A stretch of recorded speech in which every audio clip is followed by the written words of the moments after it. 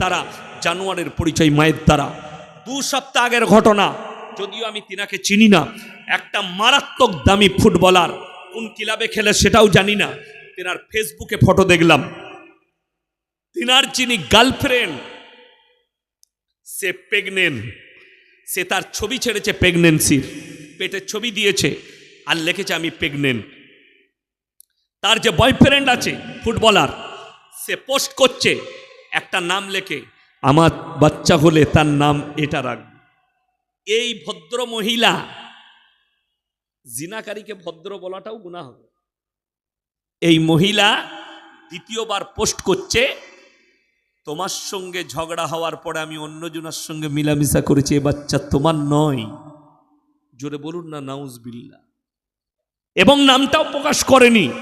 এই বাচ্চা জন্ম নিবে, এই বাচ্চাটা মায়ের পরিচয়ে থাকবে। এইভাবে হারাম আওলাদগুলো প্রমোট পাবে। আজকে আমাদের সমাজে, হে আমার যুবক আর যুবতীরা শোনো, বেঈমান কাফের ইহুদি নাসারারা ঠান্ডা মাথায় আপনাকে জিনা করাচ্ছে, আপনি টের পাবেন না। ঠান্ডা মাথায় জিনা বলতে কি, তারা নাম দিয়েছে 14ই ফেব্রুয়ারি ভ্যালেন্টাইন ডে, কাজ হচ্ছে জিনা করা। তারা নাম দিয়েছে রোজ ডে, কাজ হচ্ছে জিনা করা। তারা নাম দিয়েছে চকলেট ডে, কাজ হচ্ছে জিনা করা। তারা নাম দিয়েছে কিস ডে, কাজ হচ্ছে জিনা করা। আপনারা ঈদের নামাজ পড়েন না? পড়েন না? আশা করি খ্রিস্টানরাও আসে আপনাদের ঈদের নামাজ পড়তে। কথা বলেন, আসে? হে আমার যুবক, তোমার মুখে পিশাব করে দিবে তুমি দাউদ দিতে গেলে, অথচ দুঃখ লাগে, বেদনা লাগে। গত ডিসেম্বরে 30শে ডিসেম্বর আমি জলসা করেছিলাম মালদা সুজাপুর গয়েশ বাড়িতে। 11:30 স্টেজ ছেড়েছি, 11:45 স্টেজ ছেড়েছি। আর আমার সিস্টেম হচ্ছে আমি 1 মিনিট দাঁড়াই না মাদ্রাসার কারণ কোথাও নেমে। আমি নেমেছি, গাড়ি রেডি, গাড়িতে চেপে বেরিয়েছি। 13 মিনিট লেগেছে কালিয়াচক বাস স্ট্যান্ড আসতে আমার। এসেছি, দেখছি 4-5টা গাড়ি জ্যামে দাঁড়িয়ে আছে। আমি ম্যানেজারকে বললাম নেমে দেখো তো কিসের জ্যাম। এসে বলল মুসলিম যুবকরা চারিদিকে দাঁড়িয়ে আছে, কয়েক লক্ষ টাকার খালি বোম বিছিয়েছে হাই রোডের ওপরে, প্রশাসন গার্ড দিয়ে আছে, তারা 1 জানুয়ারি পালন করবে। কাঁটায় 12টা বাজলো, কয়েক লক্ষ টাকার বোম ফাটিয়ে দিল। আপনি বলুন, আপনার এলাকায় দেখতে পাবেন হাজার হাজার মুসলিম যুবক যুবতী, তারা 1 জানুয়ারি পালন করে তারা পিকনিক করতে যাচ্ছে, ডিজে বাজিয়ে মদের বোতল নিয়ে। ঠিক বললাম না ভুল বললাম? শুনে লাও, 25শে ডিসেম্বর যে কেক কিনে খাবে হারাম লেখেলেন। আপনি 1 ডিসেম্বর থেকে আপনি 24শে ডিসেম্বর পর্যন্ত যেদিনে খেতে মন যাবে কেক কিনে খান। 25শে ডিসেম্বর কিনবেন না। সকলে জোরে বলুন ইনশাআল্লাহ। যারা 25শে ডিসেম্বর কেক কিনে খান, হে আমার যুবক যুবতী, কোরআন শুনে লাও, সূরা ফাতিহা শেষ আয়াত, গায়রিল মাগজুবি আলাইহিম ওয়ালা দল্লিন। মাগজুম মানে ইহুদি, দল্লিন মানে নাসারা। এই দুটো দলই পদভ্রষ্ট এবং এদের যারা অনুসারী হবে তারাও পদভ্রষ্ট হয়ে যাবে। এটা কোরআন। যারা 5 জানুয়ারি পালন করো তারা ইস্তেগফার করে লাও। দুঃখটা কোথায়? এই মাদ্রাসার একটা নাজেরাত তালবিলিম ডেকে নিয়ে আসুন, একটা ফার্সি তালবিলিম ডেকে নিয়ে আসুন। আরবি 12টা মাসের নাম বলে দিতে পারবে। 100টা কলেজের স্কুলের ছাত্রর মধ্যে 80 থেকে 90 জন আরবি 12টা মাসের নাম জানে না, অথচ হারামখোর খাতায় লিখে রেখে দিয়েছে 1 জানুয়ারি কবে হবে, ফিস্টি করতে যাবে। ঠিক বললাম না ভুল বললাম? দুঃখের বিষয়, তুমি ওটাকে ইসলাম মনে করেছো, তুমি জানোই না। ঠান্ডা মাথায় তোমাদিকে জড়ানো হচ্ছে। এপ্রিল ফুল, সেই দিনে মুসলিম যুবক যুবতীদের স্কুল যাওয়া হারাম। আমি ইয়াসিন বলে গেলাম। আবার এই ফতোয়া যদি কোনো মৌলবি কাটতে পারে, মুফতি কাটতে পারে, তার জুতোর মালা পরে আমি ঘর যাব। এপ্রিল ফুল মুসলিম যুবক যুবতীদের মানানো চলবে না।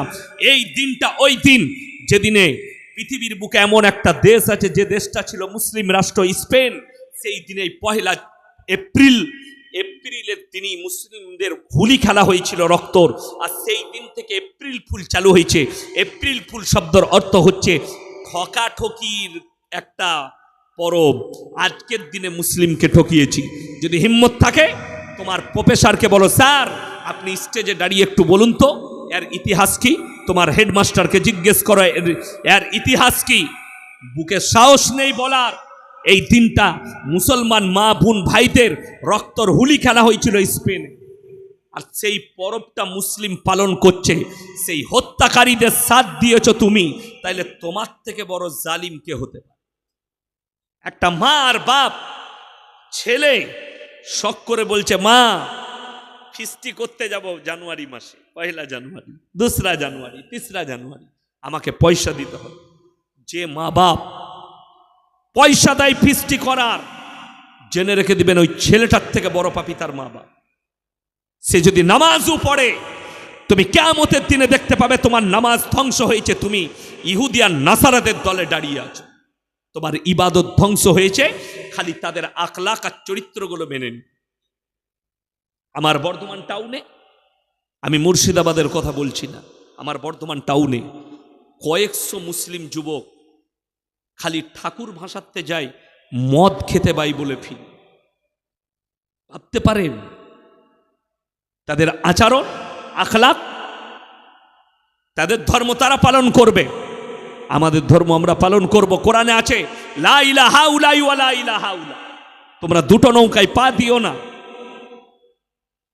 এই ভারতের সংস্কৃতি শুনেলেন কোন অমুসলিম ভাই জানলে, আমি প্রথমেই বলেছি, আপনি মনে করবেন ইয়াসিন সাহেব সম্প্রীতি নষ্ট করছে, তো তুমি যদি কোনো চাকরিজীবী মনে করেন, কোনো প্রশাসনের বাবু মনে করেন এটা সম্প্রীতি নষ্ট হচ্ছে, তুমি চুরি করে চাকরি লিছ, ঘুষ দিয়ে চাকরি লিছ, তোমার মধ্যে জ্ঞান অর্জন নেই। আমি প্রথমেই বলেছি জলসার রসুলের হাদিস, তুমি দেখো না তোমার বাড়ির পাশে কে আছে, হিন্দু হোক খ্রিস্টান হোক, সে দলিত হোক আদিবাসী হোক, যে ধর্মেরই হোক, সে যদি ক্ষুধার্ত হয় খাবার দাও, বস্ত্রহীন হলে বস্ত্র দাও, বিপদে পড়লে পাশে দাঁড়াও। তা বলে এটা নয় যে তুমি তার ধর্মকে পালন করবে, এটা আমার আল্লাহ কখনো মেনে নেবেন না। আল্লাহর কাছে যতগুলো পাপ আছে সব থেকে বড় নিকৃষ্ট পাপ হচ্ছে শিরকের পাপ। আমার ভাই সবাই নিজেদিকে শিরক থেকে বাঁচাবো, জোরে বলুন ইনশাআল্লাহ। আল্লাহ আমাদেরকে হেফাজত করুন। হাত তুলে বলুন তো আজ থেকে 5 ওয়াক্তের নামাজি কে কে হবেন? হাত তুলেন সকলে, জোরে বলুন ইনশাআল্লাহ। মাদ্রাসার যারা কমিটি আছেন, আল্লাহ বড় দায়িত্ব দিয়েছে, জানবেন ভালোবেসে দায়িত্ব দিয়েছে। যারা কমিটিতে আছেন, সেক্রেটারি কেসিআর থেকে যতজন 80, 100 যতজন কমিটি আছে, আল্লাহ ভালোবেসে দায়িত্ব দিয়েছে। এই দায়িত্ব পালন করছেন, জানবেন আল্লাহর তরফ থেকে পদ এসছে তোমার জন্য জান্নাতে যাবার একটা জরিয়া। তুমি আর সাথে সাথে নামাজি হও। কমিটির ছেলেরা যারা নামাজ পড়ে না, তাদেরকে অনুরোধ করব তোমরা নামাজি হও।